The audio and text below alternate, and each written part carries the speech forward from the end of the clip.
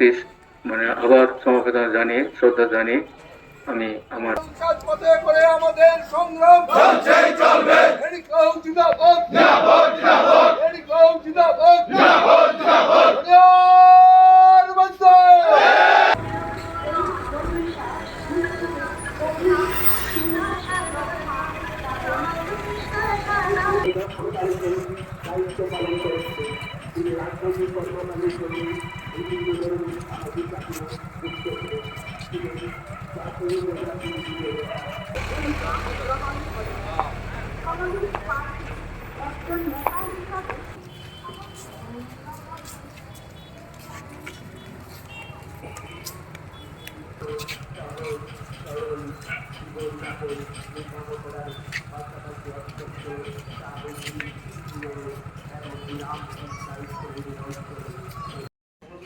মহোদয় কমিউনিস্ট পার্টির নেতা হিসেবে সুপরিচিত এবং সবার চোখে শ্রদ্ধার পাত্র ছিলেন এবং অবশ্যই আমাদের পার্টিতে বর্তমান আজকে সকাল পর্যন্ত সম্ভবত মোটামুটি ভাবে আমরা যাদেরকে চিনি বা যাদের সঙ্গে কাজকর্ম করার সুযোগ হচ্ছে তিনি অন্যতম প্রবীণ।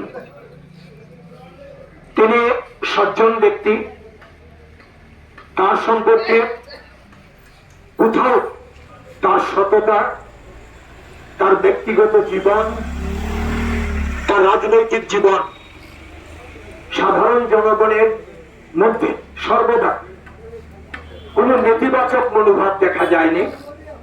তো নয় তিনি, এটা তো অবশ্যই তিনি ছিলেন সবার কাছে, সমস্ত দলমতের মানুষের কাছে, যারা প্রকৃত সচেতন মানুষ তাদের কাছে শ্রদ্ধার পাত্র।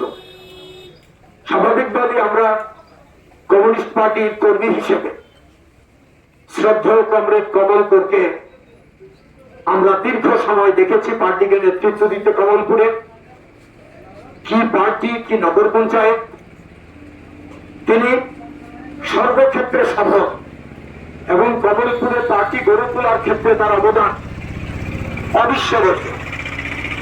এবং কমরেড কমলকর আজ সকালে যখন প্রয়াণ ঘটেছে তার এই খবর পাওয়ার সঙ্গে সঙ্গে আমরা আগরতলা থেকে আমাদের পার্টির প্রবীণ নেতা, রাজ্য সম্পাদক মন্ডলীর বর্তমান সদস্য এবং প্রাক্তন কেন্দ্রীয় কমিটির সদস্য কমরেড অভয়দেব বর্মা এবং আমরা রওনা দিই এবং আমরা এসে আজকে তার শেষ যাত্রায় সামিল হই।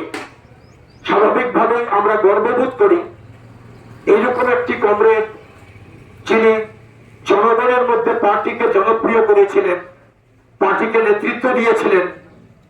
কমলপুরে সিপিআইএম এর যে শক্তি, জনগণের মধ্যে ক্ষেতমজুর আন্দোলনের যে শক্তি, শ্রমিক কৃষকের আন্দোলন, জনগণের আন্দোলন, এই ক্ষেত্রে তার অবদান অবিস্মরণীয়।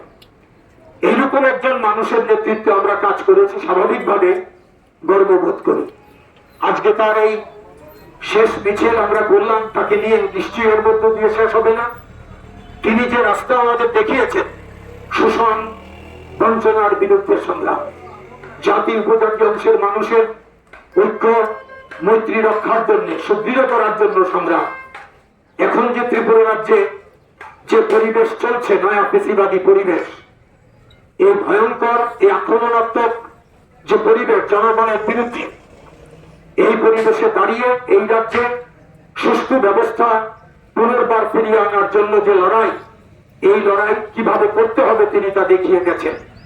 স্বাভাবিকভাবে শ্রদ্ধেয় কমরেড কমলপুরের দেখানো পথে আমরা এগিয়ে যাব, এটাই হবে তার প্রতি আমাদের সবচেয়ে বড় শ্রদ্ধা জ্ঞাপন। আশা করি এখানে